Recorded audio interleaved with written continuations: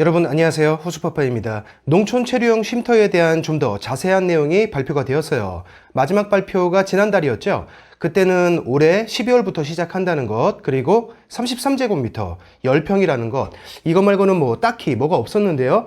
좀 세부적으로 발표가 되었습니다. 발표 내용에는 우선 데크하고 처마를 얼만큼 허용할 것인지, 그리고 농지 안에 설치할 수 있는 이제 주차 공간에 대한 얘기, 또 체류용 쉼터를 어느 기간만큼 사용할 수 있는지, 그리고 중요한 내용이죠. 체류용 쉼터를 어디에는 설치할 수 있고 어떤 농지에는 설치할 수 없는지, 그리고 기존 농막도 체류용 쉼터로 전환이 가능한지 또 있어요.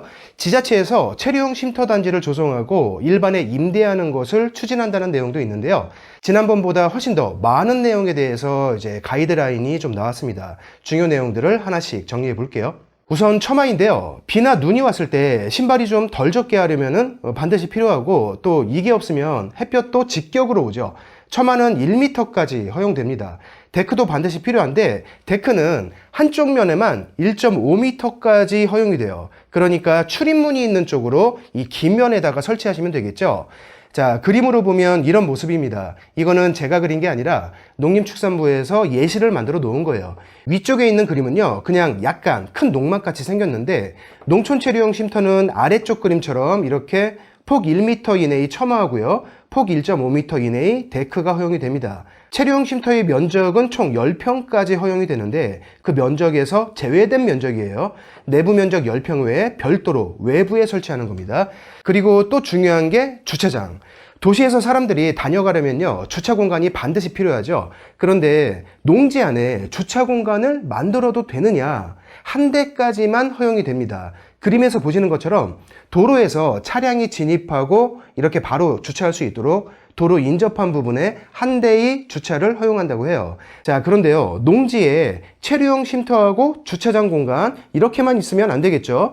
농지이기 때문에 반드시 영농활동을 하셔야만 되는데, 쉼터하고 주차장, 정화조, 뭐 이런 면적들을 제외한 나머지 농지 부분은 모두 다 실제로 농사를 지으셔야 하고요. 농사를 짓는 그 면적은요, 쉼터하고 부속시설, 이걸 다 합한 면적의 최소 2배 이상이 되어야 합니다. 그러니까 한 20평 정도 되는 아주 소규모 농지에다가 쉼터하고 주차장 만들고 한 5평, 앞에다가 한 5평 남아서 상추 몇 폭이 심는다, 이런 거는 안 된다는 거예요. 이런 건 허용이 안 된다.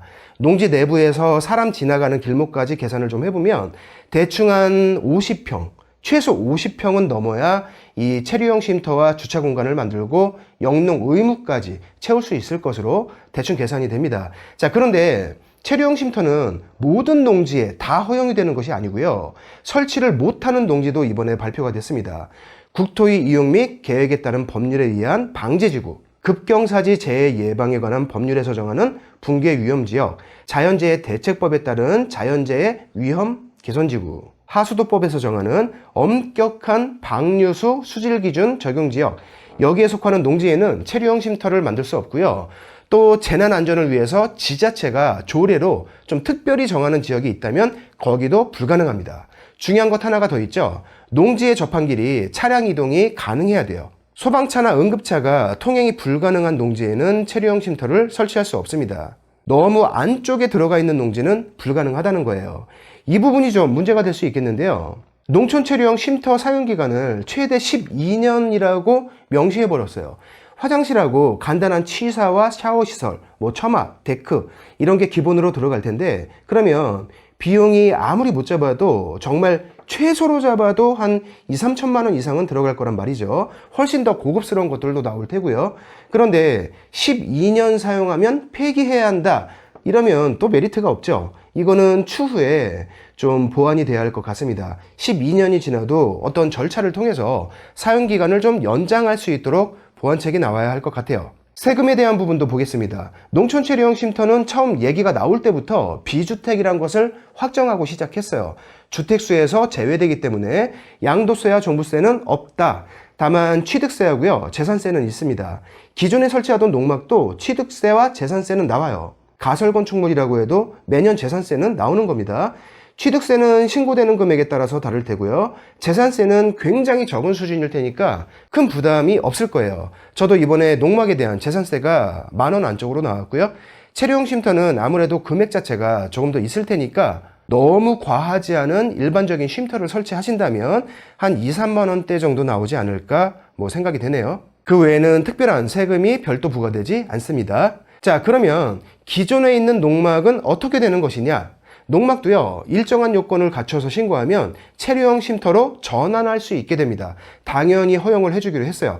다만 유예기간 안에 하셔야 하는데 시행되는 순간부터 유예기간이 3년입니다.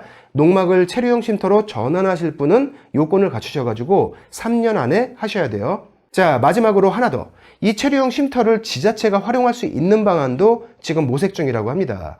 지자체가 체류용 쉼터 단지를 조성해서 일반인들에게 하나씩 이렇게 임대하는 방식을 도입할 예정이라고 하는데, 이거는 시행이 되면 정말 좋을 것 같아요. 농촌 체험을 원하는 도시 가족들이 꼭 처음부터 비싼 돈을 들여가지고 땅도 사고 체류용 쉼터도 만들고 처음부터 이렇게 하는 것보다는요, 지자체에서 임대하는 게 있으면 비교적 저렴하게 체험을 먼저 좀 해볼 수가 있잖아요. 도시 사람들이 농촌에 접근하는 그 접근성을 굉장히 쉽게 올릴 수 있는 방법일 것 같아요. 저는 서울 사람이긴 하지만 농촌을 좋아하기도 하고요. 실제로 가족농장을 또 일구고도 있는데, 이번에 나온 세부적인 발표들 중에서 제가 제일 찬성하는 게 이거예요. 이거는 꼭 되어서 도시 사람들이 좀 편하게 농촌 체험을 시작해 볼 수 있었으면 좋겠습니다. 다만 이거는 좀 농지법 개정이 필요한 부분이라서 국회에서 또 협조가 될지는 좀 미지수인데, 저는 농장이 있으니까 필요가 없지만 이건 꼭 좀 됐으면 하는 바람이 있네요. 자, 농촌 체류용 쉼터와 관련해서 새로 나온 따끈따끈한 소식, 세부적인 가이드라인이 좀 정해졌기 때문에 오늘 정리를 해봤는데요. 인터넷이나 유튜브에 보면 서울 사람이 농촌에 가서 뭔가 민폐짓을 하는 것에 대한 우려, 반대로 현지인들의 어떤 텃세 때문에 적응을 하지 못하고 후회하는 도시인들의 어떤 비애, 이런 것들이 많이 보여요. 하지만 꼭 그런 것만은 아닙니다. 외지인들에게 함부로 하지 않는 그런 시골도 많이 있고요. 실제로 제가 다니는 곳도 지역 어르신들이 다 좋아서 굉장히 저도 편안하게 가족과 함께 좀 편안하게 다니고 있어요. 그리고 주말에 시골을 이용하는 사람들도 다 민폐만 있는 것도 아닙니다. 일부에서 발생하는 그런 갈등을 전체로 확대하고 도시인들하고 농촌 주민들을 꼭 이렇게 편가르기 하지 않았으면 좋겠어요.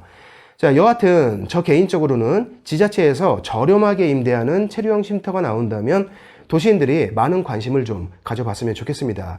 아이들과 함께 가족이 할 수 있는 여가활동 중에서 가장 건전한 취미생활이라고 저는 확신해요. 오늘은 여기서 마치겠습니다. 다음 영상에서 계속 뵐게요. 고맙습니다.